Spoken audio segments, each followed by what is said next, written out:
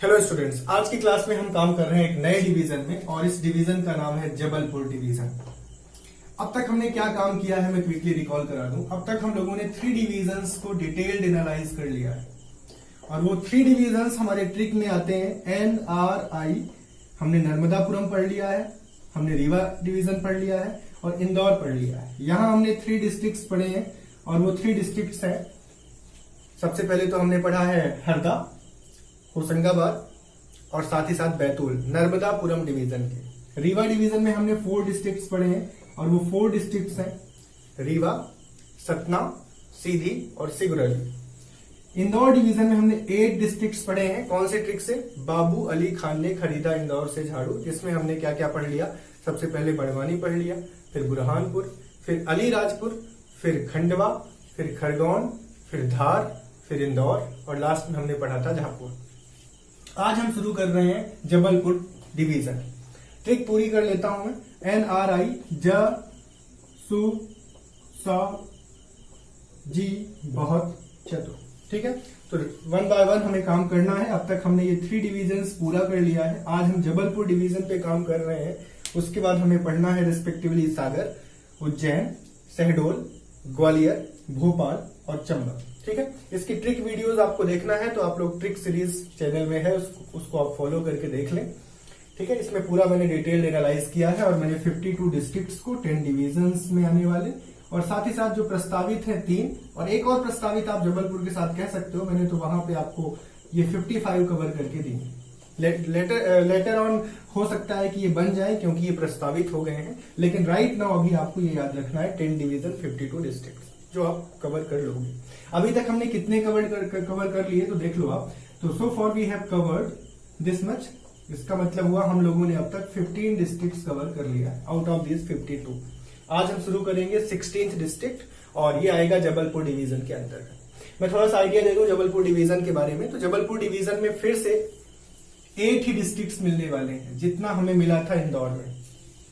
इन 8 districts को हमें पढ़ना है। इन 8 डिस्ट्रिक्ट्स को मिला के पूरा जबलपुर डिवीजन सबसे बड़ा एरिया देता है।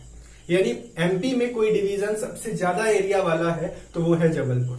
सबसे ज्यादा एरिया रखता है जबलपुर डिवीजन होलिस्टिकली। ठीक है, इसके बाद जबलपुर में जो आते हैं डिस्ट्रिक्ट्स उनको याद करने की ट्रिक आपको शायद याद आ रही हो। याद नहीं आ रही तो एक बार याद कर लें। BCD JK मानस BCD JK मानस, जिसमें आपको मिलेगा बालाघाट, छिंदवाड़ा, फिर आपको मिलेगा डिडौरी, फिर मिलेगा जबलपुर, कटनी, मां से मंडला, नरसिंहपुर और सिवनी। तो इस तरीके से 8 डिस्ट्रिक्ट्स हम पढ़ने वाले हैं। तो चलिए, आज हम लोगों का टारगेट है 2 डिस्ट्रिक्ट्स कवर करना, जिनमें से हमें बालाघाट को और छिंदवाड़ा को करना है और इसी तरीके से हम लेटर ऑन बाकी के डिस्ट्रिक्ट्स करेंगे। तो let's begin with today's district, that is Balaghat. तो आप लोग लिख लें बालाघाट। बालाघाट पहली डिस्ट्रिक्ट है जबलपुर डिवीजन की और वैसे हमारी ये 16th डिस्ट्रिक्ट है आज। बालाघाट में हमें क्या समझना है वो सुने। सबसे पहले तो इसका हेडक्वार्टर, यदि आप पॉइंट वाइज काम करें जैसा आप सब में कर रहे हैं, तो हेडक्वार्टर बालाघाट का बालाघाट ही होगा। किस डिवीजन का हिस्सा है? तो आज हम लोग जबलपुर डिवीजन की बात कर रहे हैं, जबलपुर डिवीजन का हिस्सा है। तीसरा हम लोग एरिया लेते हैं। ठीक है, तो इसका एरिया अच्छा है, मतलब बड़े एरिया में ये आता है। आपका बालाघाट पोजीशन क्या देता है, लोकेशन क्या देता है, ये है आपका बालाघाट। ठीक, इस बालाघाट के लिए आप ध्यान से देखो तो इसकी पोजीशन कैसी है। नीचे इसको ध्यान से देखो तो ये महाराष्ट्र है।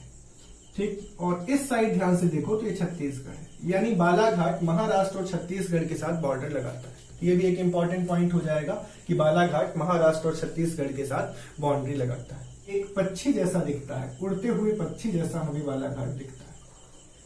यदि हम इसको प्रॉपरली देखें तो ये उड़ते हुए पक्षी के आकार का हमें दिखता है। जो पक्षी उड़ रहा हो तो वो कैसा होगा। बालाघाट के जस्ट ऊपर आपको मंडला मिल जाएगा। ठीक है, और बालाघाट के जस्ट ऊपर मंडला और ये डिडौरी है। ठीक है, तो ये मंडला, ये डिडौरी और यहाँ पे यदि आप आओ तो ये आपको क्या मिल रहा है, ये मिल रहा है सिवनी। फिर सिवनी के आगे ये मिल रहा है आपको छिंदवाड़ा, जिसपे काम हम करेंगे, आज ही करेंगे। ठीक, तो ये क्लियर कर लें। तो ये हमारा है बालाघाट, इसके नीचे महाराष्ट्र, ये छत्तीसगढ़। ठीक, यहां पे हमने बात किया तो ये क्या है, मंडला। ठीक, ये मंडला है। ठीक है, और मंडला है। इसके बाद इधर इस साइड हम जाए तो ये क्या है, ये सिवनी है, ठीक है, ये सिवनी है। तो ये क्लियर हो गया होगा, ठीक।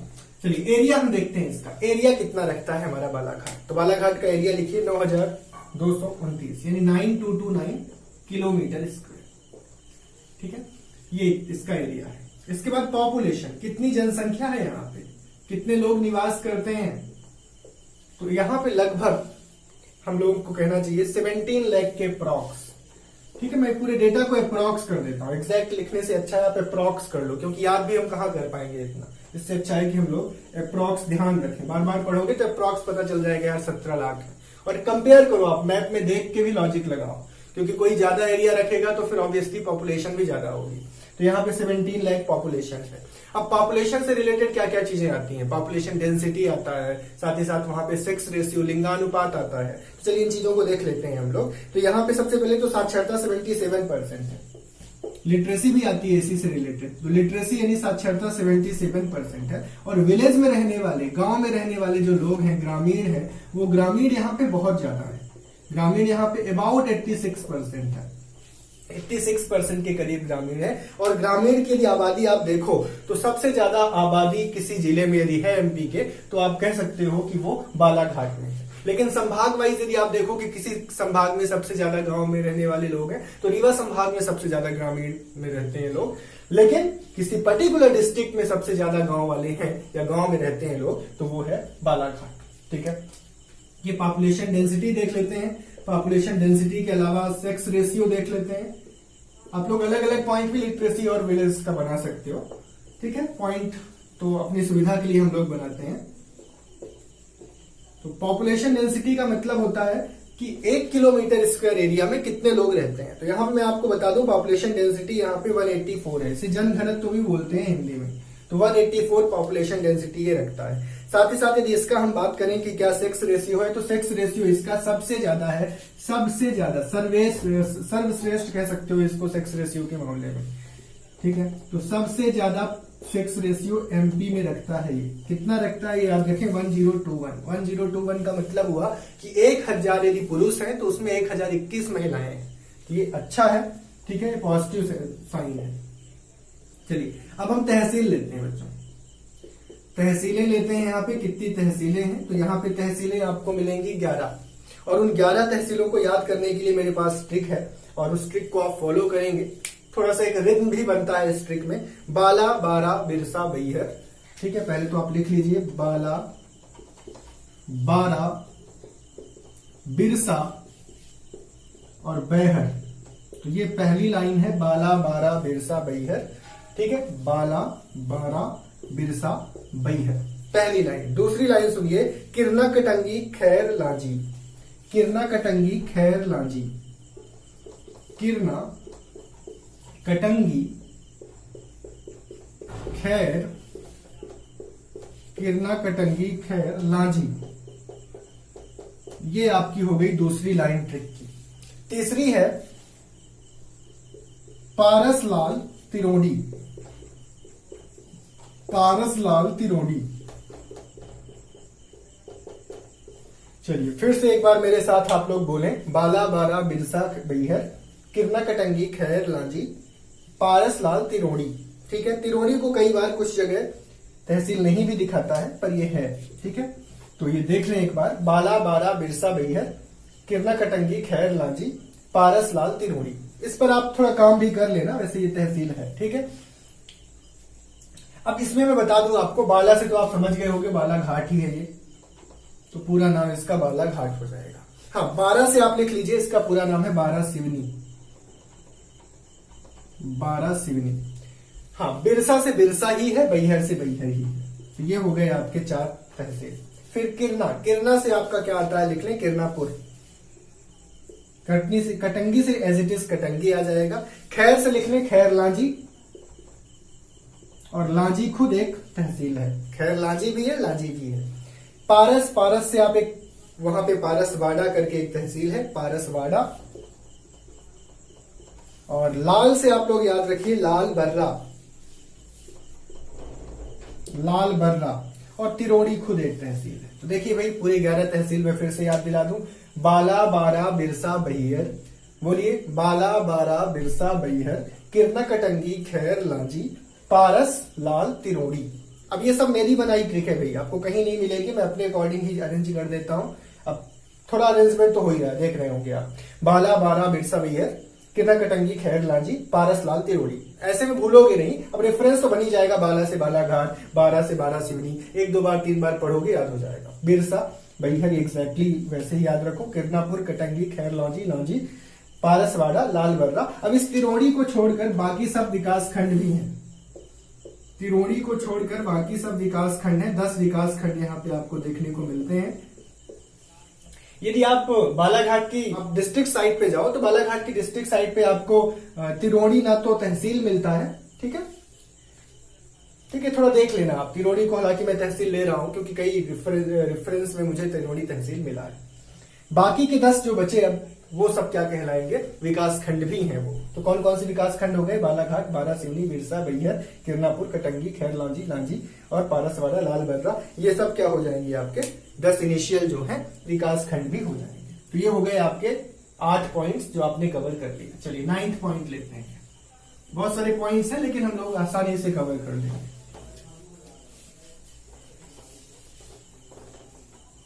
ठीक है, 9th पॉइंट लेते हैं। 9th पॉइंट में बता रहा हूं कि महाराष्ट्र और छत्तीसगढ़ से बालाघाट क्या लगाता है बाउंड्री। तो यह आपने ऑलरेडी कवर करके रखा है, दोबारा चाहें तो आप लिख लें कि महाराष्ट्र और छत्तीसगढ़ से बाउंड्री लगाता है। इसके अलावा इसके आसपास के पड़ोसी आप रिकॉल कर पाए तो बहुत अच्छी बात है, क्योंकि मैप से मैपिंग करके ही रिकॉल होती है चीजें। तो देखें आप, ये बालाघाट है, मैं दोबारा से बता दूं, इसके जस्ट ऊपर मंडला है और मंडला के जस्ट ऊपर यहाँ पे डिंडौरी है, फिर अनूपपुर है, बाद में फिर आपके पास शहडोल है। यहाँ पे इसके जस्ट लगा हुआ सिवनी है, ठीक है, सिवनी से लगा हुआ फिर ये छिंदवाड़ा है जो आज ही हम पढ़ने वाले हैं। तो ये आप मैपिंग कर चुके हो गया। महाराष्ट्र है, छत्तीसगढ़ है, ऊपर मंडला है, यहाँ साथ में लगा हुआ सिवनी है। यानी नॉर्थ में मंडला, वेस्ट में सिवनी, ईस्ट में छत्तीसगढ़ और साउथ में Maharashtra. This is all about the Balaghat. चलिए 10th पॉइंट भी कर लो आप इस टाइप से। 11th पॉइंट आप यहाँ पे बना लो। 11th पॉइंट में हम ये कह सकते हैं कि शुद्ध हिंदी भाषी क्षेत्र है, हिंदी भाषा यहाँ पे शुद्ध हिंदी भाषा बोलते हैं। साथ ही साथ इसके नामकरण के संदर्भ में बात हम कर लेते हैं। इसका नाम कैसे पड़ा, क्या क्या इसका नाम था, क्या क्या नाम आया। तो नामकरण के संदर्भ में आप याद रखो कि प्राचीन काल में इसको बूरा या बुराहा बोलते थे। पहले तो इसको बूरा या बुराहा बोलते थे, बाद में इसको बराह घाट बोला गया और बाद में प्रस्ताव आया कि इसका नाम बराह घाट हो, पर ये बराह घाट बारा घाट हो गया और अंग्रेजों के टाइम तक ये बाला घाट हो गया। अंग्रेज ने रा को ला कर दिया, तो ये वही प्रोनाउंसिएशन डिस्टर्बेंस होते होते बराह घाट हमारा बाला घाट हो गया। तो ये नाम के संदर्भ में हमें बोलने को मिलता है। तो वेदगंगा और सतपुड़ा से घिरा हुआ है, ये बहुत सारी पहाड़ियां हैं, वादियां हैं, जिस कारण से इसको हम घाटियों का जिला भी कहते हैं, ये घाटियों का नगर भी कहते हैं। साथ ही साथ ये उड़ते हुए पक्षी जैसा दिखता है, मैंने बताया है, वो भी आप इसके नामकरण में लिख सकते हो। और साथ ही साथ नामकरण में आप ये भी लिख सकते हो कि मैग्नीज नगरी कहलाता है। यहाँ मैग्नीज बहुत ज्यादा होता है, मैं आगे कवर करूंगा कि आपको मैग्नीज में भरवेल की खाने मिलेंगी, भरवेली की, वो कवर होगा आगे। तो मैग्नीज अत्याधिक होने के कारण इसको मैग्नीज नगरी भी बोलते हैं। साथ ही साथ ये शिकारियों का स्वर्ग कहलाता है। मैंने बोला यहाँ बहुत सारी घाटियां हैं, तो घाटियां हैं तो ऑब्वियसली जानवर होंगे, वन क्षेत्र है यहाँ पे। तो पहले के जमाने की बात हो रही है कि शिकार यहाँ किया जाता था, तो शिकारियों का यहाँ पे हम स्वर्ग नाम से इसको जानते हैं। तो ये कुछ इसके नाम हुए जो आपको याद रखना है। अब हम बात करते हैं आगे की, कुछ खदानों की बात कर लेते हैं, क्योंकि खदानें यहाँ बहुत फेमस है। एक खदान तो मलाज खंड फेमस है, एक तो मलाज खंड लिख लें। अब आप लोग जो भी पॉइंट है आपके पास लिख लेंगे, क्योंकि बहुत सारी चीजें आपने लिखी होंगी तो पॉइंट्स और ज्यादा हो गया होगा। ये मलाज खंड, यहाँ पे कॉपर की खदान है। कॉपर का मतलब होता है तांबा, तांबा सर्वाधिक यहाँ पाया जाता है। यहाँ पे बैहर तहसील है, जहां पे ये मलाज खंड नामक जगह है, बैहर तहसील के अंतर्गत आता है। 12 बैहर बोला था ना मैंने, तो बैहर तहसील के अंतर्गत ही आता है मलाज खंड। यहाँ पे सबसे बड़ा भंडार पाया गया है, बहुत बड़ा भंडार पाया गया है तांबे का, और ये खोज हुई थी सबसे बड़े भंडार की 2004 और 5 में। तो 2004-5 में पता चला है कि यहाँ बहुत बड़ा भंडार है, टनों में हमारे पास तांबा यहाँ मौजूद है। इसीलिए फिर यहाँ पे तांबा की इंडस्ट्रीज तो ऑब्वियसली आएंगी। तो यहाँ पे याद रखिएगा मलाज खंड कॉपर प्रोजेक्ट चलता है। कौन सा प्रोजेक्ट चलता है? मलाज खंड कॉपर प्रोजेक्ट चलता है। ये प्रोजेक्ट स्टार्ट किया गया है और इस प्रोजेक्ट के तहत आपको ये याद रखना है कि 1982 में हुआ है और ये हिंदुस्तान कॉपर लिमिटेड ने स्टार्ट किया है ये प्रोजेक्ट, ठीक है। और आप चाहें तो इस पर रिसर्च कर लेना, बाकी आज तो इतना ही आप सुनो। इसके अलावा यहाँ पे कितना एरिया है जहां बहुत ज्यादा कॉपर पाया जाता है, तो आप चाहो तो लिख लो 170 मीटर, 170 मीटर और 20 मीटर, यानी ये एरिया आपको एक ऐसा मिलता है हमें, लेंथ 170 और विड्थ 20 वाला, जहां पे बहुत ज्यादा कॉपर पाया गया है, ठीक है। टनों में कॉपर पाया गया है जिसकी खोज हुई है, ठीक। इतना हो गया मलाज खंड के बारे में। तो मलाज खंड से रिलेटेड क्वेश्चन तो डायरेक्ट ये आता है कि इनमें से कौन सा स्थान है जहां कॉपर पाया जाता है, पर मैंने इतना रेफरेंस दिया है तो आप याद कैसे भूलोगे यदि पढ़ोगे तो, इसीलिए मैं रेफरेंस कई दे देता हूं ताकि भूलो ना। अब भरवेली चलते हैं, इसके बाद भरवेली है।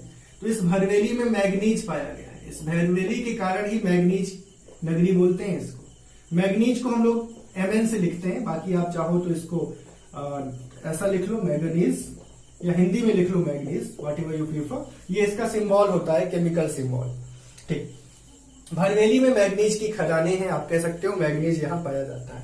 सबसे बड़ी भूमिगत मैग्नीज की खदान यहाँ पाई गई है, एक इंपॉर्टेंट पॉइंट है, बड़ी भूमिगत, सबसे बड़ी भूमिगत खदान है, ठीक है। सबसे बड़ी भूमिगत का खदान का मतलब यह है कि भूमि के नीचे बहुत ज्यादा यहाँ पे पाया गया है। लेकिन जरूरी है, लेकिन सिर्फ भरवेली ही शहर नहीं है जहां पाया गया है, आसपास के शहर और भी हैं, जैसे उकवा और मिराजपुर। तो उकवा और मिराजपुर 2 शहर और भी हैं जहां मैग्नीज पाया गया है, लेकिन इतनी बड़ी खदान यहां नहीं पाई गई जितनी भरवेली में। तो भरवेली में सबसे बड़ी भूमिगत खदान है, ये ध्यान रखना है आपको। बाकी उकवा और मिराजपुर का नाम भी दिमाग में रखें, ये भी आपके दिमाग में होना चाहिए बस। और ये सिर्फ एमपी की नहीं, सिर्फ भारत की नहीं, ये पूरे एशिया की सबसे बड़ी खदान है, भूमिगत खदान। ये इसका इंपॉर्टेंस है जो आपको ध्यान रखना है, ठीक। बाकी ये जो उकवा है, मिराजपुर है, यहाँ भी थोड़ा थोड़ा खदान का फॉर्म है। इसके बाद हम आते हैं प्रमुख नदियां। कौन कौन सी नदियां हैं जो हमारे बालाघाट से होके बहती हैं। तो बालाघाट को वेनगंगा नदी के किनारे बसा हुआ शहर बोला जाता है, वेनगंगा नदी के किनारे बसा हुआ है शहर। तो यहाँ पे सिवनी से एक नदी निकलती है वेनगंगा, जो बालाघाट से होते हुए भी बहती है। तो बालाघाट में सबसे पहले नदी तो आप लिख लो, सबसे पहली नदी आप लिख लो जो बालाघाट में है, वो है आपकी वेनगंगा। वेनगंगा नदी के किनारे बसा हुआ है बालाघाट शहर। दूसरी नदी है यहाँ पे बागदेव, दूसरी नदी है बागदेव। तो ये 2 नदियां आपको पता होना चाहिए जो बालाघाट से जुड़ी हुई है। इसके बाद हम बात करते हैं कि यहाँ पे और क्या है। तो कान्हा किसली राष्ट्रीय उद्यान है। कान्हा किसली राष्ट्रीय उद्यान का बहुत सारा हिस्सा कहाँ देखने को मिलेगा आपको, बालाघाट में, और साथ ही साथ इसका बाकी का हिस्सा कहाँ मिल जाएगा, मंडला में। तो बालाघाट और मंडला में आपको कान्हा किसली राष्ट्रीय उद्यान मिलता है। ये वही कान्हा किसली राष्ट्रीय उद्यान है जो आप कह सकते हो कि भारत का प्राचीनतम नहीं बोलना चाहिए, भारत का सबसे पुराना राष्ट्रीय उद्यान है, ऐसा बोलना चाहिए। इसके बारे में आप कुछ चीजें याद रखो तो अच्छा होगा। ये वो राष्ट्रीय उद्यान है जहां पे ब्रेडरी प्रजाति का बारहसिंगा पाया जाता है। कौन सी प्रजाति का, ब्रेडरी। यहाँ पे कृष्णमृग पाए जाते हैं, वही कृष्णमृग जिसे हम काला हिरण भी बोलते हैं। तो कान्हा किसली राष्ट्रीय उद्यान ने 2017 में अपना एक शुभंकर घोषित किया है, और शुभंकर को बोलते हैं भूरा सिंह दा बारहसिंगा। तो ब्रेडरी प्रजाति के उसी बारहसिंगा को इसने शुभंकर घोषित किया है 2017 में, याद रखिएगा, ठीक है। इसके अलावा आपको ये ध्यान रखना चाहिए कि ये जो कान्हा किसली है 940 किलोमीटर स्क्वायर एरिया में फैला हुआ है, जिसमें से 500 किलोमीटर स्क्वायर से ऊपर का एरिया आ जाता है कहाँ, बालाघाट में। इसके अलावा आपको ध्यान रखना चाहिए कि 1952 में यह अभ्यारण्य बना था, 1952 में अभ्यारण्य बना था, फिर 1952 में अभ्यारण्य बनने के बाद ये 1973 में प्रोजेक्ट टाइगर में आ गया था, प्रदेश का सबसे बड़ा नेशनल पार्क है। चलिए 16th पॉइंट लेंगे अब हम लोग। सर्वाधिक वन क्षेत्र है यहाँ पे, लगभग 54% एरिया में वन पाया गया है यहाँ पे, अप्रॉक्स बता रहा हूँ, यानी वन से घिरा हुआ क्षेत्र है, वन बहुत है। तब तो इसको शिकारियों का स्वर्ग बोलते हैं, ठीक है, क्योंकि वन है तो ऑब्वियसली शिकार हो सकता है। फिर 17th पॉइंट में आते हैं। 17th पॉइंट में आप लिख लो कि प्रदेश का पहला वन राज्यिक महाविद्यालय। वन राज्यिक महाविद्यालय मतलब वन से जुड़ा हुआ महाविद्यालय, वन की शिक्षा से जुड़ा हुआ महाविद्यालय यहाँ पे स्थापित किया गया है, प्रदेश का पहला वन राज्यिक महाविद्यालय, ठीक है। सिंपली आप बोले तो फॉरेस्ट यूनिवर्सिटी ऐसा बोल सकते हो आप। सबसे ज्यादा सिंचाई यहाँ तालाबों से होती है, ठीक है, पॉइंट में लिखते चल रहा हूँ। सबसे ज्यादा सिंचाई यहाँ कैसे होती है, तालाब से। कुछ चीजें आप लोग सुन के लिख लें, ठीक है। तालाब से सबसे ज्यादा सिंचाई होती है। अब कुछ चीजें आप ऐसा लिखें, हेडिंग बना लें पहले तो आप लांजी किला की हेडिंग बनाए। मैं इसमें 2-4 पॉइंट बता रहा हूं, आप लिखें उसको। लांजी किला है यहाँ पे। अब ये लांजी किला कहाँ है? सबसे पहले तो आप लांजी तहसील में किला है। लांजी तहसील आपको बताया गया था, तो लांजी तहसील में है ये किला, जिसे लांजी किला बोला जाता है। पहले ये देवगढ़ राज्य की रियासत हुआ करता था ये लांजी, तब लांजी किला का प्रयोग था जब ये रियासत का पार्ट था। ठीक, कलचुरी वंश ने भी इस लांजी किला में अपना शासन अधिपत्य किया है। कलचुरी वंश के राजाओं ने यहाँ निवास किया है। इसके अलावा यहाँ पे अन्य मंदिर भी हैं इस किले के अंदर ही। गायत्री मंदिर है, साथ ही साथ कोटेश्वर मंदिर है, महादेव मंदिर है, महामाया मंदिर है। तो ये चीजें आप लिख लें। ये लांजी वही तहसील है जहां वर्षा बहुत ज्यादा होती है, सर्वाधिक वर्षा के लिए विख्यात है, लेकिन कहां? बालाघाट में केवल, याद रखिएगा। इसके अलावा धान सर्वाधिक उत्पादन होता है, तो भारत का, या फिर आप भारत का तो मत बोलो, भारत का धान हम बोलेंगे तो पश्चिम बंगाल को बोलेंगे।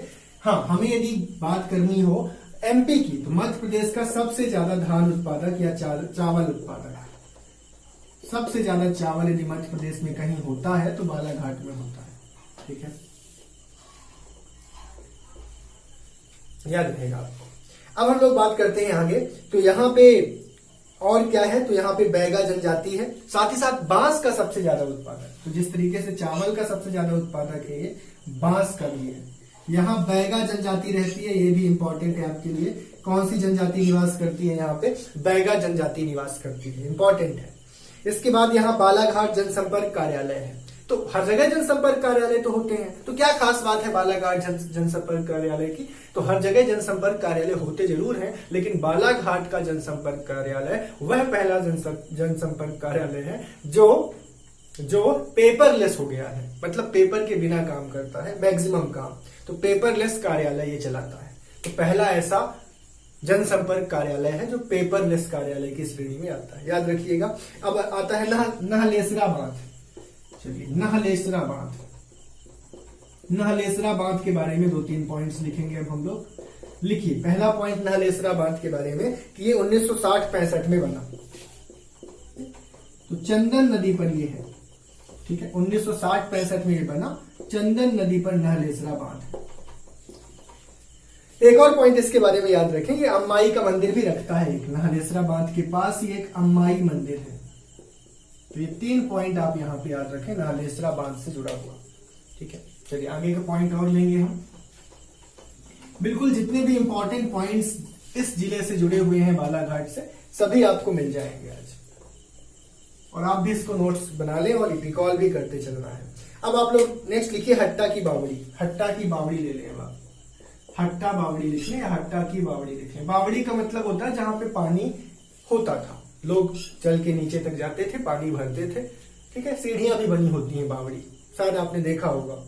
तो बावड़ी में यहाँ ग्राम हट्टा में, गांव का नाम है हट्टा, इस गांव में है, ये पहला पॉइंट लिख लें। गांव हट्टा में है ये बावड़ी। 23 किलोमीटर है बालाघाट से दूर। यदि बालाघाट शहर से हम जाना चाहें यहाँ पे, तो 23 किलोमीटर हमें जाना पड़ेगा अंदर। 17वीं 18वीं सदी में बना है ये, मतलब कभी जाके ये 1600 से 1700 1800 के बीच में बना है। ये गोंड राजा हटे सिंह वाल्के के समय का है। गोंड राजा हटे सिंह वाल्के, ये गोंड राजा है, उनके समय का है। हय वंश के बाद आए थे। हय वंश बताया था मैंने, तो हय वंश के बाद आए थे हटे सिंह वाल्के, जिनके शासनकाल में ये बना है। राज्य संरक्षित स्मारक घोषित किया जा चुका है 1987 में, इसलिए भी इंपॉर्टेंट है। 1987 में इसको राज्य का एक विरासत घोषित किया जा चुका है और राज्य इसको संरक्षण प्रोवाइड करता है। ठीक है, इसके अलावा यहाँ पे दीवारें हैं। यहाँ पे जो दीवारें हैं इस बावड़ी में, उस दीवार में चतुर्भुज का भगवान जो चतुर्भुज हैं उनकी आकृति बनाई गई है। ठीक है, नक्काशी की गई है। साथ ही साथ एक अंबिका माँ है, श्रीफल ली हुए अंबिका माँ है, उनकी आकृति बनाई गई है। तो अंबिका माँ की और चतुर्भुज भगवान की आकृति बनाई गई है, 4 भुजाओं वाली भगवान शिव की आकृति। फिर है रामपायली। रामपायली क्या है सुनिएगा। रामपायली एक्चुअल में एक जगह भी है और एक व्यक्ति भी थे रामपायली। उन व्यक्ति के नाम पर ही ये जगह है। माना जाता है कि भगवान राम की इन्होंने चरण खुद पड़े थे, चरण इन्होंने आशीर्वाद लिया था। और इसीलिए इसको ऐतिहासिक स्थल बना दिया गया है इस जगह को। और इस जगह में आप ये कह सकते हो कि बालाजी का मंदिर है, भगवान श्री राम का मंदिर है, तो श्री राम और बालाजी का मंदिर है। ये भी चंदन नदी तट पर है। अभी चंदन नदी तट पर हमने नहलेसरा बांध देखा था, तो नहलेसरा बांध के अलावा चंदन नदी तट पर यह भी आपको मिलेगा रामपायली जगह। ठीक है, रामपायली एक व्यक्ति थे, उनके नाम पे ये जगह का नाम पड़ गया है। और यहाँ एक मेला भी लगता है। ठीक है, और रामपायली जी के बारे में बोला जाता है कि भगवान श्री राम के दर्शन हुए थे और उनके चरण इन्होंने खुद धोया था, पखारा था या आशीर्वाद लिया था, ऐसा समझे। ठीक है, इसके बाद हम प्रदेश की प्रथम झींगा हेचरी की बात करते हैं। झींगा हेचरी यहाँ बनाई गई। झींगा एक मछली है जिसको मछली टाइप की है, आप जानते होंगे। उसको बढ़ावा देने के लिए क्या किया गया, हेचरी होता है जहां पे हम लोग एक आर्टिफिशियल क्या करते हैं, अरेंजमेंट करते हैं ताकि वो उसके अंडे डेवलप हो सके। तो हेचरी को हिंदी में क्या बोलना चाहिए, स्फुटन शाला बोल दो। ठीक है, हिंदी में क्या, इंग्लिश ही देख लो इसकी, स्फुटन हो जहां पे स्फुटन शाला, देखो क्या हिंदी है। तो हेचरी यहाँ पे झींगा हेचरी है जहां पे हम डेवलप कर सकते हैं झींगा के अंडों को और इसको आगे बढ़ा सकते हैं झींगा के डेवलपमेंट को या झींगा के प्रोडक्शन को। ठीक है, इसके बाद यहाँ पे गांगुल पारा का झरना भी है। नेक्स्ट पॉइंट, गांगुल पारा का झरना भी है और साथ ही साथ गांगुल पारा का यहाँ पे बांध भी है। तो गांगुल पारा झरना प्लस बांध दोनों है, देख लें आप। इसके बाद मोती तालाब है यहाँ पे एक। मोती तालाब के बारे में बच्चों एक बहुत इंपॉर्टेंट पॉइंट ये है कि मोती तालाब वो तालाब है जहां पे हमेशा भारत का जो झंडा है, तिरंगा, वो फहराया जाता है यहाँ। तो ये यहाँ पे इंपॉर्टेंट पॉइंट हो जाएगा मोती तालाब से जुड़ा हुआ। ठीक है, एक और पॉइंट आप लोग लिखें जिसमें मैं आपको बताना चाहता हूँ कि यहाँ पे बजरंग घाट है। बजरंग घाट के अलावा यहाँ पे राजीव सागर बांध है। यहाँ पोलो त्योहार मनाया जाता है और पोलो त्योहार के 2 दिन बाद एक और त्योहार मनाया जाता है जिसमें क्या किया जाता है, अभी मैं आगे बता दूंगा आपको। तो यहाँ पे हाँ, तो मोती तालाब क्लियर किया। इसके बाद आप लोग लिखें यहाँ बजरंग घाट है। बजरंग घाट के अलावा यहाँ पे राजीव सागर बांध है, यहाँ पे पोला त्योहार है, साथ ही साथ यहाँ धोती बांध है। ठीक है, 2-3 पॉइंट ये हो गए आपके। यहाँ धोती बांध है। ठीक, इस धोती बांध के बारे में आप लिखें। इस धोती बांध के बारे में तो आप लिखें, पहली चीज लिख लें कि ये धोती बांध वेनगंगा नदी पर है।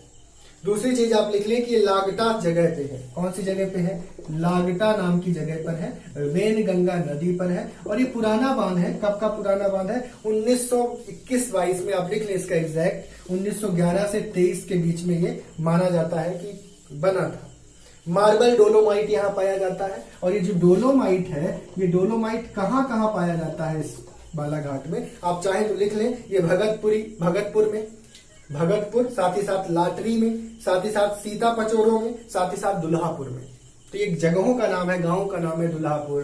ठीक है, साथ ही साथ आपका लाटरी, भगतपुर, सीता पचोरों। तो लिखना है तो लिख लें आप। बाकी ये तो लिख लें कि डोलोमाइट पाया जाता है। ठीक है, नेक्स्ट आप लोग लिखिए एक हिलोन घाट। चलिए, हिलोन घाट के बारे में दो तीन पॉइंट और लिखेंगे हम। हिलोन घाट के बारे में कुछ पॉइंट। हिलोन घाट है यहाँ पे, एक तो याद रखिए हिलोन घाट है। और इसके बारे में मैं पॉइंट्स इसलिए बता रहा हूं कि जब आप पढ़ेंगे तो 2-3 बार, 4 बार, 5 बार जब उसके बारे में बोलेंगे तो याद हो जाएगा। तो हिलोन घाट में पहली चीज, ये उत्तरी बालाघाट का हिस्सा है, यानी बालाघाट के ऊपर वाले हिस्से को आप हिलोन घाट बोल सकते हैं। यानी इस हिलोन घाट से ही जुड़ा हुआ क्या है आपका, इसका कान्हा किसली नेशनल पार्क है। और कान्हा किसली नेशनल पार्क का बहुत सारा हिस्सा हिलोन घाट में ही आता है। यानी 540 किलोमीटर स्क्वायर का जो हिस्सा है हमारे कान्हा किसली का, वो हिलोन घाट में आता है। ये चीज लिख लें आप चाहें तो। ठीक है, इसके अलावा यहाँ पे मुक्की है, भैसान घाट है और सुपरवार की श्रेणियां हैं। ये श्रेणियां हैं, छोटी छोटी श्रेणियां हैं। यहाँ पे किस चीज की श्रेणियां हैं, आप कह सकते हैं सतपुड़ा की जो श्रेणियां हैं उसके कुछ हिस्से आपको यहाँ मिलते हैं। और इन श्रेणियों का यहाँ का लोकल नाम दे दिया गया है, क्या क्या, मुक्की, भैसान घाट और सुपरवार। मुक्की, भैसान घाट, सुपरवार, आप चाहे तो मेंशन कर लें अपने रिकॉर्ड में। ठीक है, यहाँ पे कान्हा किसली का बहुत सारा हिस्सा इसीलिए आ जाता है क्योंकि हिलोन घाट में बहुत सारा हिस्सा आ गया है, इसलिए बालाघाट में ज्यादा हिस्सा कान्हा किसली का माना जाता है। फिर बाकी का हिस्सा मंडला पहुंच जाता है। यहाँ बाक्साइट की खदान भी है। ठीक है, चलिए अब नया पॉइंट बता रहा हूं मैं, अब इसको छोड़िए। अब बॉक्साइट की खदान भी है यहाँ, मतलब बालाघाट की बात कर रहा हूं। तो बॉक्साइट की खदान कहाँ है, आप चाहें तो लिख लें। बॉक्साइट मतलब एल्युमिनियम का एक ओर होता है, और मतलब आप कह सकते हो अयस्क, जहां से हम एल्युमिनियम निकाल सकते हैं। तो बॉक्साइट का भी यहाँ पे खदान है। गर्दी दादर में टॉर्सी दादर में और गरही दादर में। दादर में आप याद रखो 3 दादर हैं, गरही दादर, टॉर्सी दादर और एक आपका गर्दी दादर। तो गर्दी, टॉर्सी, गरही तीनों दादर हैं, ठीक है, याद रहेगा। यहाँ पे बसोड़ जनजाति पाई है भी है। अभी हमने देखा था एक और जनजाति बैगा देखा था, बसोड़ भी है यहाँ पे बैगा के अलावा, ठीक है। और क्या है यहाँ पे, नक्सल का भी इलाका है ये, नक्सल प्रभावित है ये। इसके अलावा धान से पोहा बनाने की मिल यहाँ पे है, धान से आप पोहा बना सकते हो, ऐसी मिल है। और इसके अलावा यहाँ पे स्थल कौन कौन से हैं, तो कान्हा किसली नेशनल पार्क तो है ही, हलोन घाटी उद्यान है यहाँ पे, ठीक। और असली नाम कुछ बोलिए आप हलोन घाटी के अलावा। मोती तालाब है, बजरंग घाट है, राजीव सागर बांध है, पोला त्योहार है, दुती बांध है, ठीक है। और बोलिए, याद होगा, झींगा हेचरी है, ठीक है, नहलेसरा बांध है या नहलेसरा, ठीक है। इसके अलावा हट्टा की बावड़ी है, इसके अलावा राम पायली का स्थल है, लांजी किला है। तो ये सब स्थल है जहां आप जाके घूम सकते हो। और एरिया वाइज मैंने आपको बताया, इसका एरिया भी अच्छा एरिया है, ठीक, अच्छा एरिया इन सेंस की एक बड़ा एरिया ये रखता है। सबसे बड़ा नहीं बोला मैंने, सबसे बड़ा हम छिंदवाड़ा की बात करेंगे एरिया वाइज, ठीक है। और हाँ, सबसे बड़ा आप इस क्षेत्र में इसको बोल सकते हो कि लिंगानुपात इसका सबसे ज्यादा है, 1:2 है। ये कुछ पॉइंट्स थे जो आपको बालाघाट के बारे में याद रखना है। अब हम बात करेंगे आगे के नेक्स्ट, और हम देखेंगे छिंदवाड़ा। नेक्स्ट जिले की बात हम करेंगे अब, छिंदवाड़ा बोलते हैं जिसे। इसके अंतर्गत आने वाले कुछ इंपॉर्टेंट पॉइंट्स लेंगे और इसको कवर करेंगे। सबसे पहले तो हेडक्वार्टर मैंने बात की है हमेशा कि मुख्यालय, जिला मुख्यालय। तो किसी भी जिले का जिला मुख्यालय जनरली जिला ही होता है, ऑफन क्या होता ही है, जिला छिंदवाड़ा ही है। और इसके बाद हम डिवीजन की बात करें तो कौन से डिवीजन को ले रहे हैं हम, जबलपुर, तो जबलपुर डिवीजन होगा। इसके बाद इसके एरिया की बात करते हैं। तो प्यारे बच्चों, ये वो क्षेत्र है जो सबसे ज्यादा एरिया रखता है। मैं इसको यहाँ पे प्लॉट करूंगा आप लोगों के लिए, आप लोग देखें ध्यान से। मार्कर जिस जगह पे आप देख पा रहे हैं पूरा बन गया, ये छिंदवाड़ा है बच्चों। सबसे ज्यादा एरिया रखने वाला पूरे मध्य प्रदेश के सभी जिलों में सबसे ज्यादा एरिया छिंदवाड़ा ही रखता है।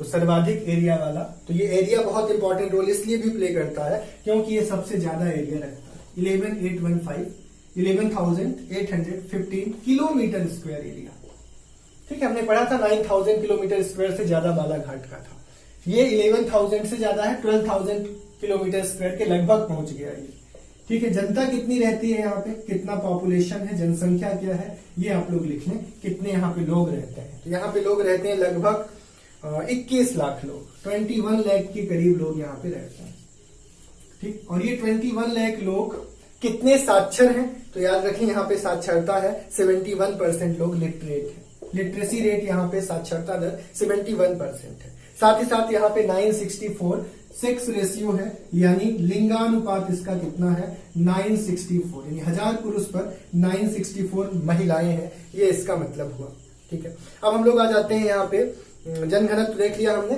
ठीक है, जनघनत्व देख लिया। जनघनत्व नहीं देखा है, चलिए पॉपुलेशन डेंसिटी लिख लें। इसकी पॉपुलेशन डेंसिटी लिख लें आप लोग, कितने लोग यहाँ पे रहते हैं उसे बोलेंगे हम पॉपुलेशन डेंसिटी। तो जनघनत्व है यहाँ पे 177। अब हम लोग बच्चों तहसीलों में आ जाते हैं, तो हम लोग छिंदवाड़ा की तहसीलों में आ जाते हैं। तो छिंदवाड़ा की तहसीलों को याद करने का मैंने एक शानदार ट्रिक बनाया है, देखिए आप। MP PSC CC, MP PSC CC, तू अब जीतेगा, ठीक है, तू अब जीता है, ऐसा बोल दो, जीतेगा नहीं, जीता है, ठीक है भी लगा दो। MP PSC CC, तू अब जीता है, ठीक है। तो MP PSC CC, तू अब जीता है, काउंट कर लो भाई, 1 2 3 4 5 6 7 8 9 10 11 12 13 है टोटल। तो ये 13 कौन कौन से हैं लिखते चलते हैं हम लोग। मोहखेड़ा, परासिया, इन सब का इंपॉर्टेंस होगा। अब मैं ये नहीं कहूंगा कि आप सभी रट लो, रादर आप लोग एक बार दो बार जब पढ़ोगे, नाम आएंगे तो अपने आप याद होना शुरू हो जाएगा। तो मोहखेड़ा, परासिया, पाढ़ुरना, ये पाढ़ुरना इस टाइप से लिख लें आप। इसके अलावा आपका सौसर, चांद, चौरई, सौसर है, फिर है चांद, फिर है चौरई, ठीक है, सौसर, चांद, चौरई। उसके बाद है आपके पास छिंदवाड़ा, अमरवाड़ा, इस चीज से छिंदवाड़ा लिख लें। एक यहाँ पे अमरवाड़ा भी है, ठीक है, हाँ छिंदवाड़ा तक पहुंच गए ना, चौरई छिंदवाड़ा। हाँ उसके बाद आप लोग लिखिए अब तू जीतेगा, ठीक है, अब तू जीता है, तू अब जीता है कर लो या अब तू जीता है कर लो, ठीक है। यदि तू अब जीता है किया है तो फिर ती ला लो, तामिया ला लो, उमरेठ ला लो, आपकी चॉइस है, तामिया उमरेठ। और अब तू जीता है करोगे तो पहले फिर आ लाना। ए से क्या आएगा बताओ, ए से हमारे पास है अमरवाड़ा, बिहुआ, अमरवाड़ा, और ठीक है बिछुआ ही बोलो इसको, ठीक है। इसके बाद आता है तामिया, तामिया उमरेठ तो मैंने बता ही दिया। अब जे और एच से लिख लो जामई और हर्रई, जामई और हर्रई बच्चों। चलिए तो देख लीजिए आप लोग एक बार, यहां पे अब आप या तो तू अब बनाओ या अब तू बनाओ, ठीक, मैंने अब तू बनाया था, तू अब लिख दिया तो ठीक है, तू अब कर लो। तो एमपीपीएससी सीसी तू अब जीता है, ठीक। तो मोहनखेड़ा, परासिया, पाढुरना, सौसर, चांद, चौरई, छिंदवाड़ा, तामिया, उमरेठ, अमरवाड़ा, बिछुआ, जामई, हर्रई, ठीक है, हर्रई।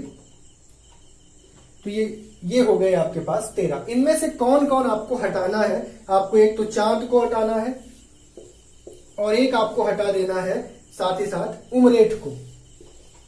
तो बचे कितने, 11 बचे, और ये 11 आपके क्या है, विकास खंड है। तो आपके तहसील भी हो गए, विकास खंड भी मैंने बता दिया और आपने याद भी कर लिया होगा इसको ट्रिक के थ्रू। अब चलिए हम लोग आते हैं नामकरण। नामकरण कैसे पढ़ा, क्या कॉन्सेप्ट था कि नामकरण इसका हमने रखा।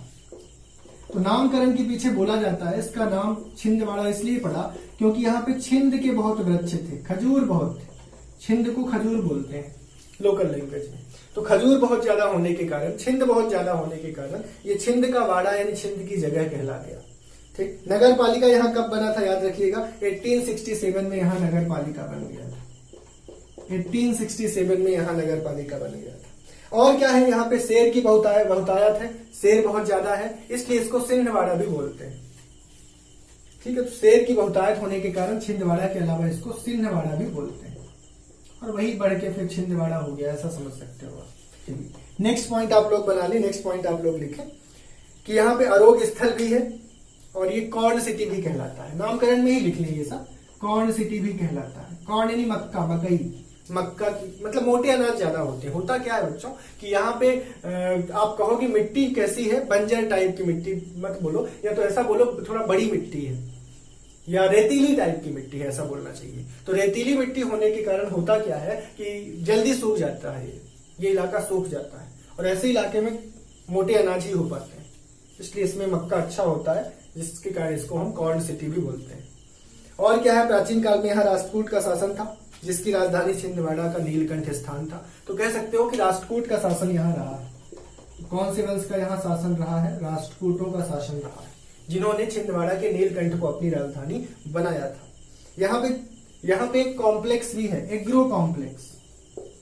टोटल हमारे मध्य प्रदेश में 4 कॉम्प्लेक्स हैं। अब मैं चारों बता देता हूं आपको। एक तो एग्रो कॉम्प्लेक्स है जो कहाँ पे है, छिंदवाड़ा में। एग्रो कॉम्प्लेक्स की बात होगी तो छिंदवाड़ा में आपको मिलेगा एग्रो कॉम्प्लेक्स।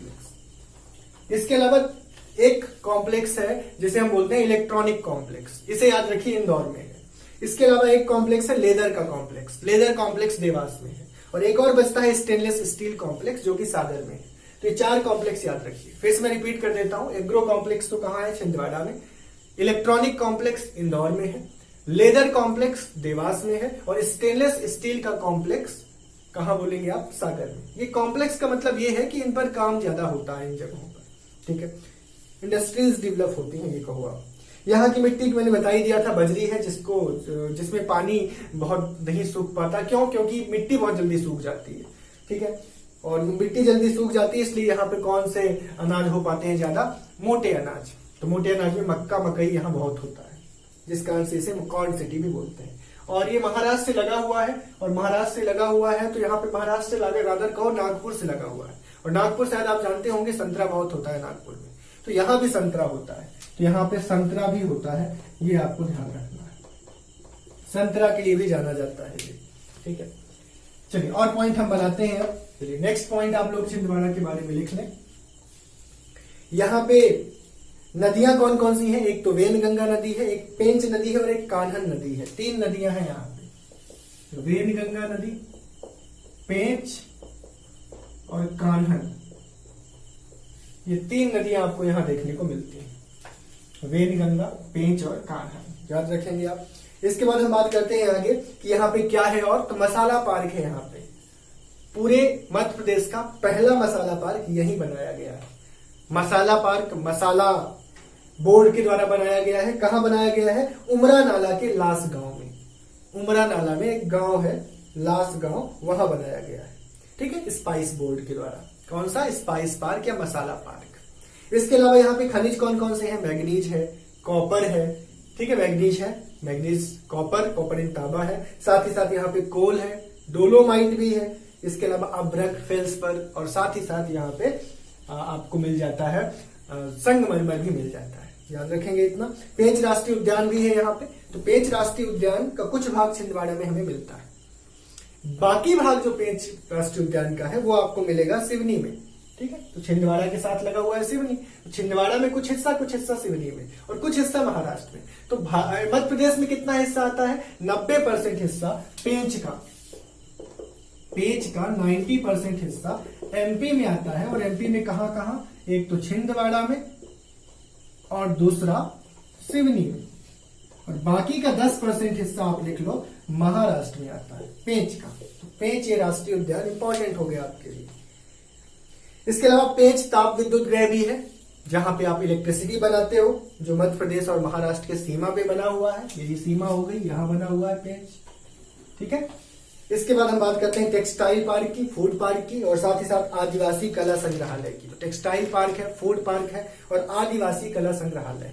याद रखें, हमारे सीएम अब तो नहीं रहे, अब सीएम नहीं रहे कमलनाथ जी। तो कमलनाथ जी छिंदवाड़ा से ही चुनाव लड़ते हैं। छिंदवाड़ा इनका आप कह सकते हो लोकसभा क्षेत्र है। 9 बार ये लोकसभा क्षेत्र छिंदवाड़ा से चुने गए हैं। और साथ ही साथ यहाँ पे एक सेल्फी पॉइंट बनाया गया है हेलो छिंदवाड़ा करके, अभी लेटेस्ट में, और कमलनाथ जी ने ही इसको उद्घाटन किया है। यहाँ पे मानव विकास संसाधन का मानव विकास संस्थान है। तो मानव विकास संस्थान है, याद रखेंगे आप। ठीक है, मानव विकास संस्थान। ठीक है, मेरे पास तो ये 24वां पॉइंट था, आप लोग देख लें आपका कौन सा। 25वां पॉइंट लिखे यहाँ पे रेमेंड्स जैसी वस्त्र की कंपनीज है। साथ ही साथ यहाँ पे हिंदुस्तान यूनिलीवर ब्रांड की कंपनीज है। इन कंपनीज का भी यहाँ पे बोला वाला है। ठीक है, क्योंकि एरिया वाइज ये बहुत बड़ा है, ज्यादा लोग हैं, इसलिए यहाँ पे ऑटोमोबाइल्स की भी बहुत सारी इंडस्ट्रीज देखने को मिलती हैं। यहाँ पे परासिया क्षेत्र है। परासिया क्षेत्र में कोयला देखने को मिलता है। कौन सा क्षेत्र? परासिया क्षेत्र। इस परासिया क्षेत्र में यहाँ पे कोयला है। मैंने अभी बताया था, यहाँ कॉपर है, मैग्नीज है, कोल है, डोलोमाइट है। तो ये जो कॉपर कोल है वो परासिया क्षेत्र में कोल देखने को मिलता है। ठीक, याद रखेंगे। ये वेस्टर्न कोल फील्ड लिमिटेड, मैंने बताया था आपको नदर्न कोल फील्ड लिमिटेड, उसी तरीके से western coal field limited. Northern में मैंने किसे बताया था आपको? याद रखें, आप सिगरौली बताया था मैंने। वैसे ही ये वेस्टर्न कोल फील्ड लिमिटेड का आप कह सकते हो इसको क्षेत्र है ये परासिया। ठीक, इसके बाद हम बात करते हैं आगे। हमें एक मिलता है यहाँ पे पातालकोट स्थान। पातालकोट बहुत फेमस स्थान है। पातालकोट सौंदर्य के लिए, और आप कह सकते हो प्राकृतिक सौंदर्य के लिए जाना जाता है। और इसलिए भी जाना जाता है क्योंकि यहाँ पे 1000 से 1700 फीट गहरी खाइयां बन गई हैं। और ये खाइयां इसलिए इंपॉर्टेंट हो गई क्योंकि यहाँ पे सूर्य का प्रकाश नहीं पहुंच पाता इतना आसानी से। इसलिए यहाँ पे सुबह भी थोड़ा देर से होता है, शाम भी जल्दी हो जाता है। तो ये यूनिक पातालकोट में अद्भुत प्राकृतिक रचना हो गई है, प्राकृतिक संरचना बन गई है। सूरज देर से उगता है, जल्दी डूबता है। भारिया जाति जनजाति भी यहाँ निवास करने लग गई है। तो भारिया जनजाति, भारिया बहुत इंपॉर्टेंट है, पातालकोट में ही भारिया जनजाति निवास करती है। ठीक है, और साथ ही साथ यहाँ पे तामिया तहसील में है ये। तो तहसील का भी नाम याद रखिए, तामिया तहसील में ये पातालकोट स्थल है। यहाँ पे गोटमार मेला की बात बहुत इंपॉर्टेंट आती है, लिख लें गोटमार मेला। गोट का मतलब होता है पत्थर। तो यहाँ पे पत्थर मारकर 2 गांव वाले आपस में एक नदी के रिस्पेक्ट में, नदी के पास जाम नदी है, उस जाम नदी के पास ये एक तरीके से ये कहो कि सौहार्द की भावना से, प्यार की भावना से ही लड़ते हैं और प्रयास करते हैं कि वो जीत जाए। और इसमें जीत की कंडीशन ये होती है कि उनको नदी के बीच में एक स्थल होता है जहां पे झंडा लगाना होता है, तो वो लोग जाते हैं और झंडा लगाने का प्रयास करते हैं और लोग उनको पत्थर से मारते हैं कि वो पहुंच ना पाए। तो ये कुछ कॉन्सेप्ट है इस गोट मार मेला का, बहुत फेमस है, पाढुरना में होता है, पाढुरना तहसील में ये मेला लगता है, पाढुरना तहसील में ये मेला लगता है। और पाढुरना और सावर गांव दो गांव है, पाढुरना गांव, सावर गांव, इनके लोग क्या करते हैं आपस में। अब पाढुरना तो मैंने आपको बताया था तहसील हो गया है। पोला पर्व के दूसरे दिन मैंने बात की थी पोला पर्व, तो पोला पर्व के 2 दिन बाद ये होता है। पोला पर्व मैंने आपको बताया था कि पोला पर्व बालाघाट में भी होता है और पोला पर्व यहाँ भी इंपॉर्टेंट रोल प्ले करता है, ठीक है। तो पोला पर्व के दूसरे दिन ये त्योहार मनाया जाता है गोट मार मेला। इसके अलावा तामिया मैंने बताया था तहसील है ये इधर, तो तामिया के बारे में आप याद रखेंगे, तामिया स्थल बताया था। तो तामिया स्थल के बारे में एक और इम्पोर्टेंट बात है, ये प्राकृतिक सौंदर्य, शांत वातावरण रखता है, घना जंगल रखता है, पातालकोट भी तामिया ही रखता है, तो पातालकोट में भी आपको तामिया बताया गया। साथ ही साथ महादेव गुफा, जलप्रपात, तो इन सब के लिए भी तामिया बहुत फेमस है। तो तामिया पातालकोट के लिए फेमस है, भारिया जाति निवास करती है। साथ ही साथ तामिया में जलप्रपात है। तामिया चाहो तो आप प्राकृतिक सौंदर्य है तो अलग से तामिया चाहो तो आप लिख लो। एक यहाँ पे गुमतारा स्थल है, इस गुमतारा के बारे में भी आप लिख लो। गुमतारा स्थल के बारे में आपको क्या जानना चाहिए, ये गुमतारा स्थल भी प्राकृतिक सौंदर्य के लिए ही जाना जाता है, ठीक है। तो ये प्राकृतिक सौंदर्य के लिए स्थल है जहां आप जाके आनंद ले सकते हो छिंदवाड़ा की प्राकृतिक सौंदर्यता का, और एक शांत वातावरण आपको यहाँ मिलेगा। इसके अलावा आपके पास माचागोरा डैम है चौरई में, चौरई जगह में माचागोरा डैम है, एक बांध है। पूछा जा सकता है माचागोरा डैम कहाँ है, ठीक है, ये आपको याद होना चाहिए कहाँ है, छिंदवाड़ा में है। एक लिलाही जलप्रपात है, लिलाही गांव में है, ठीक है। क्विकली मैं कवर कर देता हूँ चीजों को, आसानी से समझ जाएंगे आप। लिलाही गांव में है ये लिलाही जलप्रपात। क्या है इस जलप्रपात की खास बात, मनमोहक जलप्रपात है, ठीक है। कान्हन नदी पर है ये जलप्रपात, और ये जलप्रपात नारायण घाट भी रखता है एक। तो इस जलप्रपात की खास बात यह है कि इसके घाट में नारायण घाट, इस घाट का नाम दे दिया गया है, ठीक। इसके अलावा आपके पास देवगढ़ किला है, देवगढ़ किला भी है छिंदवाड़ा में। क्या खास बात है इस देवगढ़ किला की, वो हम लोग अब सुनते हैं। तो देवगढ़ किला के बारे में कहा जाता है कि गोंड राजा द्वारा यह निर्मित किया गया, एक अवशेष रूप में बचा है। तो गोंड राजाओं ने इसको बनाया था। गोंड राजा एक्चुअल में दास थे रीवा के बघेल राजाओं के, और फिर बाद में वो यहाँ के राजा बन गए, और अवशेष रूप में अब ये बचा हुआ है, ठीक है। धुरवा राजा की समाधि भी है यहाँ पे, धुरवा राजा की समाधि है देवगढ़ के पास, और इसके अलावा प्रतापी राजा जाटवा की समाधि है यहाँ पे। तो जाटवा की समाधि भी है धुरवा के अलावा। तो ये 2 समाधियां स्थल हैं देवगढ़ के पास, देवगढ़ में ही रहता है, ठीक है। और इसके अलावा कुआं है, बावड़ी है, तालाब है, बादल खाना है, नगार खाना है, साथ ही साथ पत्थर के हौज बने हुए हैं। तो ये सब स्थल हैं जो आपको देखने को मिलेंगे देवगढ़ में, ठीक। इसके अलावा आता है हरियागढ़ किला, बहुत सारे स्थल यहाँ भी देखने को मिलते हैं।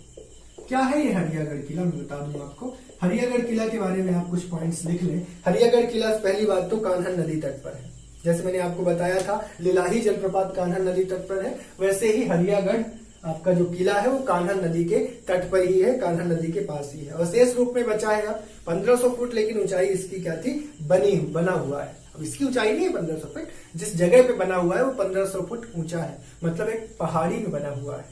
इसके अलावा आप ये कहो कि ये चंडी माई, खप्पर माई, काली कंकाली, ये कुछ माता की मूर्तियां हैं और माता का स्थल है, ये मंदिर टाइप का है। कौन कौन सी, चंडी माई, खप्पर माई, कंकाली माई या काली कंकाली माई, ठीक है। इसके अलावा यहाँ पे शंकरवन मेला लगता है, शंकरवन मेला।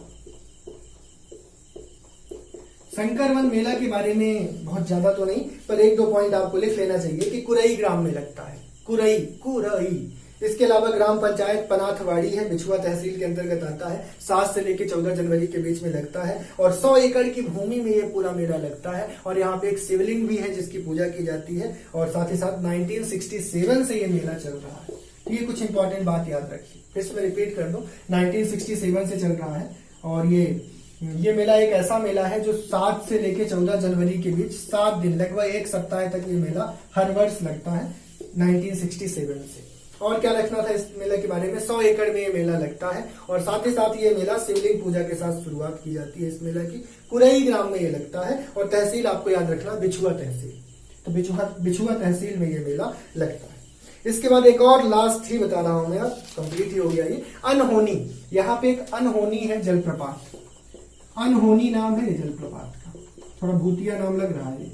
अनहोनी जलप्रपात एक ऐसा जलप्रपात है जो गर्म पानी जलप्रपात है। इसके गर्म पानी होने के लिए यहाँ के गांव के लोग कहते हैं भैया दैवी ताकत आ गई, लेकिन साइंटिस्ट कारण बताते हैं कि यहाँ सल्फर की अधिकता है। हाँ, लेकिन फायदा ये है कि जो लोग इसमें नहाते हैं उनका चर्म रोग ठीक हो जाता है, यानी स्किन की डिसीजेस ठीक की जा सकती हैं। इसलिए भी एक दैवी ताकत लोग वहां के मानते हैं। गर्म जलप्रपात है ये, ठीक है। चर्म रोग से छुटकारा मिल जाएगा। यहाँ भी 7 दिन का मेला लगता है मकर संक्रांति के दौरान, ठीक है, याद रखिएगा। इसके अलावा यहाँ पे कुकड़ी खापा जलप्रपात है। तो बहुत सारे जलप्रपात छोटे छोटे देखने को मिलते हैं जो आप एक दृश्य बनाते हैं। कुकड़ी खापा, याद रखिए, एक प्यारा सा नाम है कुकड़ी खापा। इसके अलावा यहाँ पे शिवाजी पार्क भी है, ठीक है। तो लगभग ये पूरा हो गया हमारा। बस मैं एक बार रिकॉल करा दूं आपने क्या क्या पढ़ा। तो पातालकोट पढ़ा आपने, ठीक है। पाढुरना पढ़ा, तो पातालकोट आपने कहाँ पढ़ा था, तामिया तहसील में। फिर पढुरना पढ़ा आपने, लिलाही जलप्रपात पढ़ा, नगरवाड़ी गुफा है, देवगढ़ किला है, कुकड़ी खापा जलप्रपात है, तामिया है। तामिया का बहुत बड़ा रोल था, सौंदर्य ब्यूटी था तामिया में। और फिर हमने तामिया की बात तब भी की थी जब हमने, ये तामिया प्राकृतिक सौंदर्य के लिए जाना जाता है फिलहाल। तो यहाँ पे महादेव की मंदिर है, घने वन है। और क्या पढ़ा हमने, देवगढ़ का किला लिया, कुकड़ी खापा जलप्रपात लिया, अनहोनी गर्म जलप्रपात लिया। और क्या कवर किया, बादल भोई आदिवासी म्यूजियम। ये याद रखिए, ये मैंने नहीं बताया था, बादल भोई आदिवासी म्यूजियम, ठीक है, बादल भोई आदिवासी म्यूजियम। अब मैंने बताया यहाँ पे भारिया जाती है, जनजाति है, तो वहां पे यहीं पे बादल भोई आदिवासी हैं, उनके रिस्पेक्ट में ये म्यूजियम बनाया गया है, उनके नाम पर। हिंगलाज मंदिर है यहाँ पे, हिंगलाज। साथ ही साथ जाम सवाली या जाम सवाली हनुमान जी मंदिर है, जाम सवाली हनुमान जी मंदिर है। कपोड़ी माता मंदिर है और सिमरिया नामक जगह पे भी हनुमान मंदिर है। तो ऐसे बहुत सारे मंदिर यहाँ देखने को हमें मिल जाते हैं।